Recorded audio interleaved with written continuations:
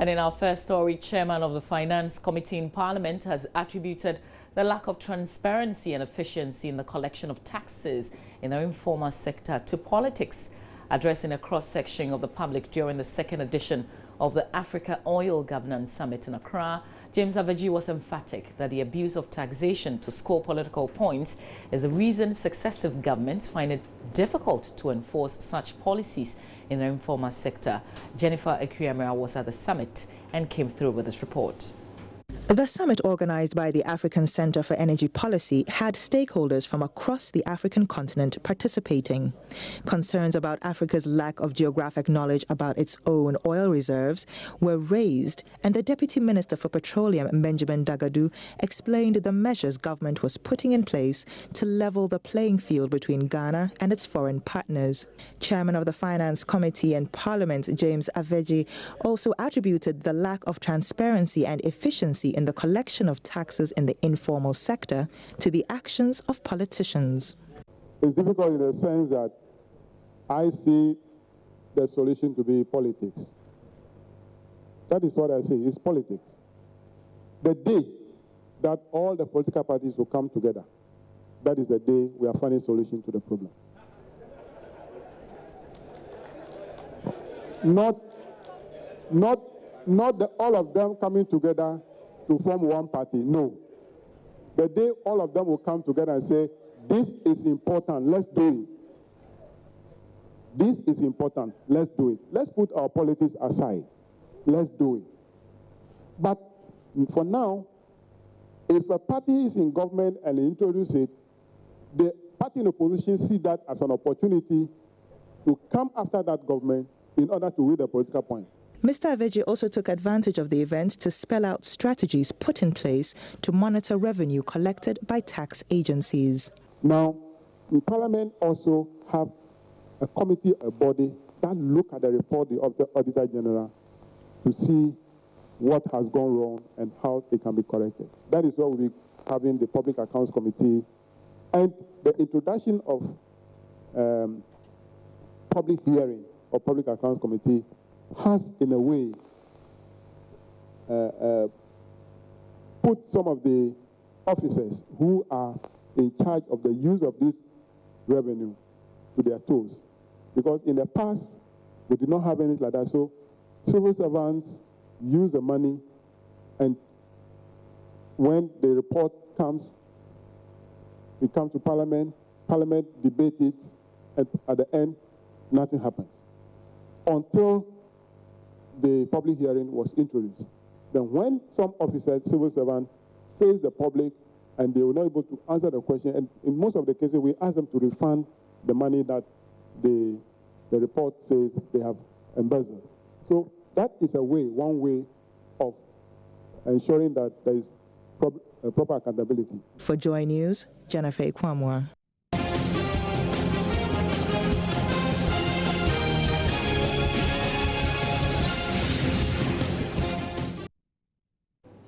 Chief of Staff Julius Deborah has taken a swipe at the opposition New Patriotic Party for organizing press conferences aimed at attacking the Mahama-led NDC government. He charged them to get out of their comfort zone and send their campaign messages to the electorate outside Accra if they really want to win the upcoming elections. Julius Deborah said this when he joined party sympathizers in the Akachi South constituency over the weekend to kickstart campaign activities in the constituency towards the December 7th general elections. The likes of the National Democratic Congress Deputy Secretary, Koku Anyedoho, a former transport minister, Jifa Ativo, and the Volta regional organizer Henry Ametefe took turns to speak to the enthused crowd at Akachi, charging them to vote massively for the NDC in the elections.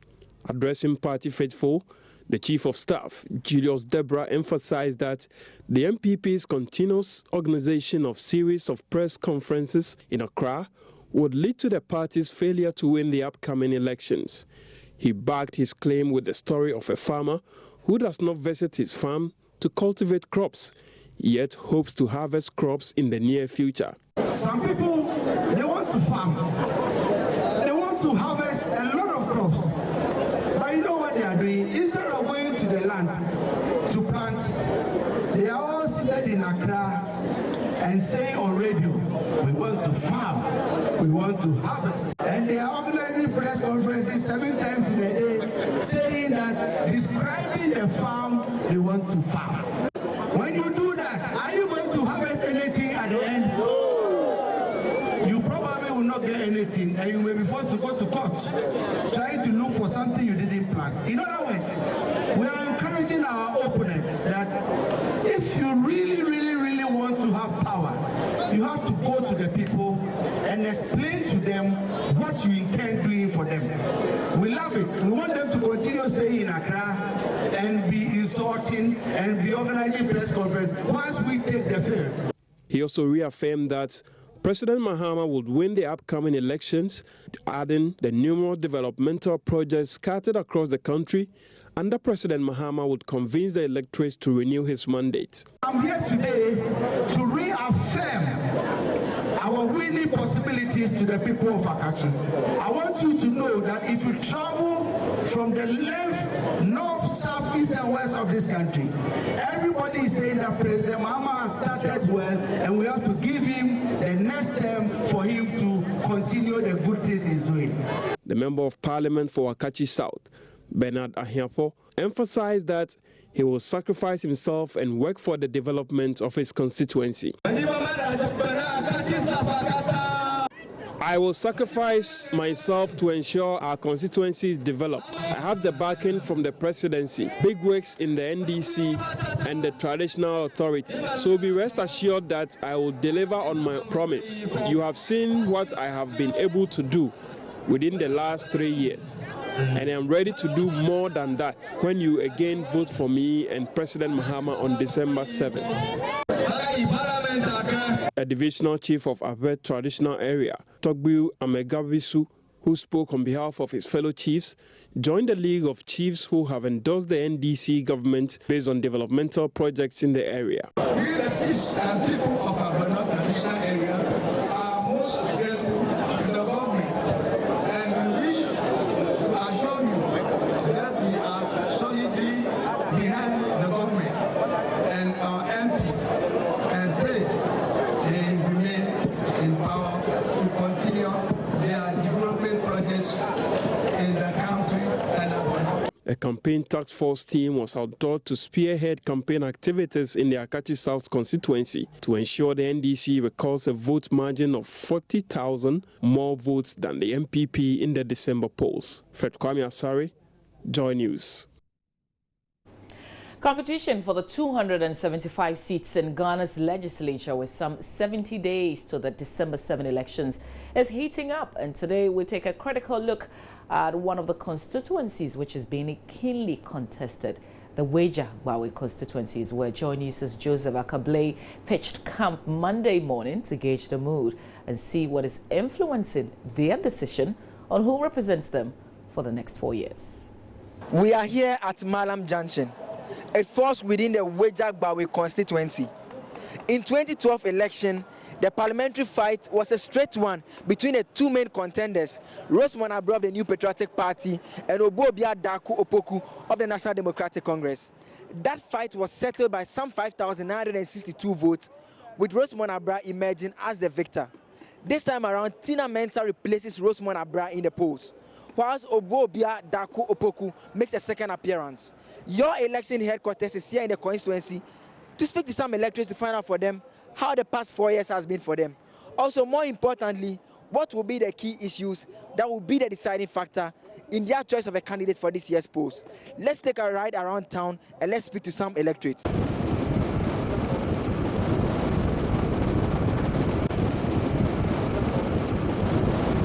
The questions are simple. How has the past 4 years been for them? Have they been impressed with their member of parliament?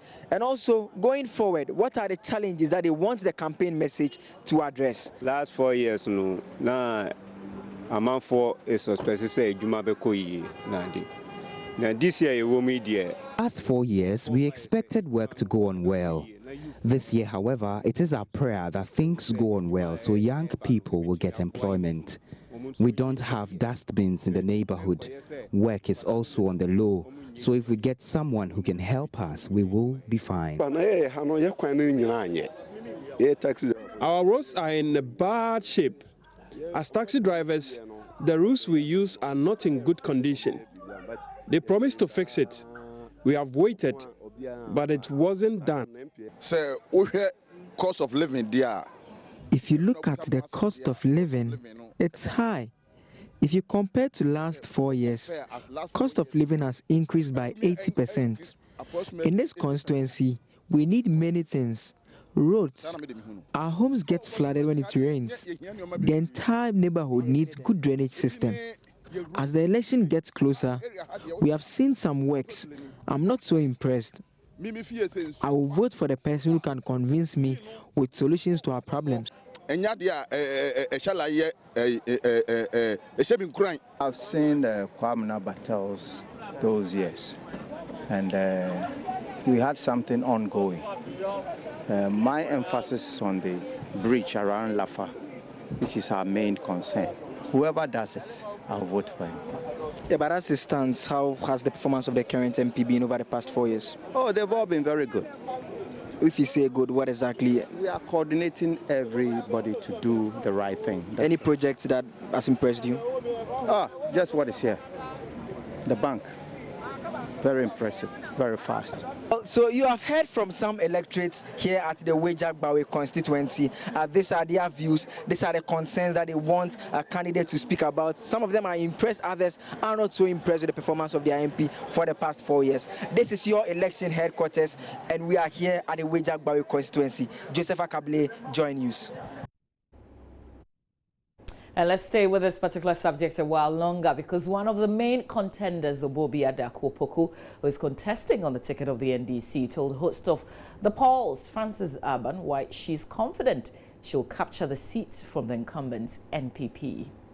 Everybody who lives in the constituency knows about these issues. Okay. But what I expected them to say was that it was being worked on. But clearly, if you talk about sanitation issues and talk about dustbins, it's something that the Municipal Assembly has started the distribution now. Every house, one dustbin, one house. When you have an opponent who wants to try to protect the constituency because she simply thinks that it's an NPP constituency, and obviously she knows that there's a contender who simply is all over the place, so she has to do whatever she wants to do to win back the seat for her party. And then I also think that the party has been in power so far as that constituency is concerned for 12 years, and they have nothing to show. It has to change hands. Somebody has to work in that constituency. That constituency deserves better. And the NDC and Obobia Dakopoku will change the story. Already in the mood to vote for me because of what we have done in the constituency. Infrastructure development, massive, ongoing everywhere in that constituency. Come December 7, by close of day, ballots are counted. Obobia Dakopoku will be the member of parliament for the Wejak-Bawe constituency. Losing is not an option? No, it's not an option.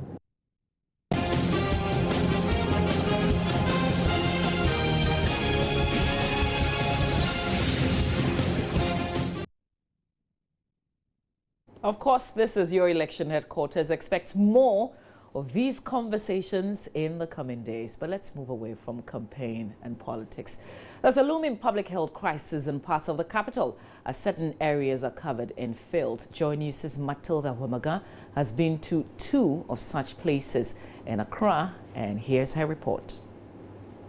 Right in the middle of the road, you find this heap of refuse. This is the situation here at the Kaneshi market. No one knows how this refuse got to this point, but it has virtually blocked traffic.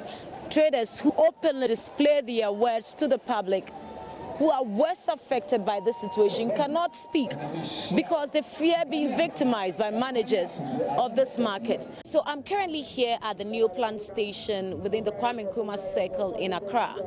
If you may recall, somewhere last year, the Accra Metropolitan Assembly demolished wooden structures along this stretch following the June 3 disaster, which claimed over 100 lives.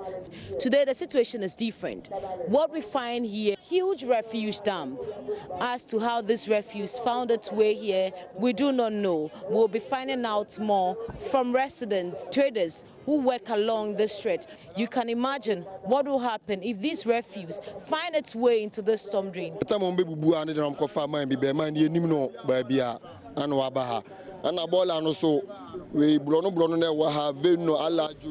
This refuse dump has been created as a result of indiscipline from some people around. They collect the rubbish from different parts of Accra and dump them here on us.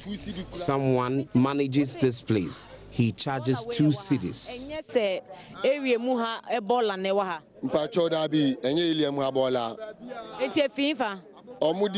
New Town, La Paz, Bia, Bola, Hanomodiba. Bola, no, Modeba, no, Aya, a beguan matem, cat fin by a day, ever a sign out the court. But we are guanum almost bare 2 months.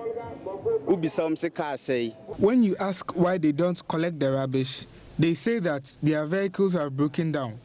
This is not right. This is Ghana's capital city. AMA must wake up. Fine, and you're fine. A best I don't know area, Hanum, pay a almost 3 years, currently see Ghana, who you pay come. Kuala Ba, MPB and back Kuno. Yeah, here for the Queen, I don't know Moyasa. Bola, Bola, I see quite. Bola, I see 3 quite. Now, Bola, I am for only ho. No MP dies from cholera. It is we the poor people who suffer the repercussion of this indiscipline. But we cannot be blamed because someone is in charge of this. The Accra Metropolitan Assembly must get back to work.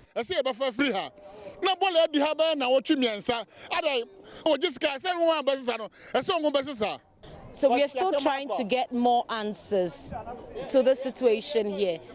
Traders, resident drivers are certainly not happy about this space that has been occupied by refuse here.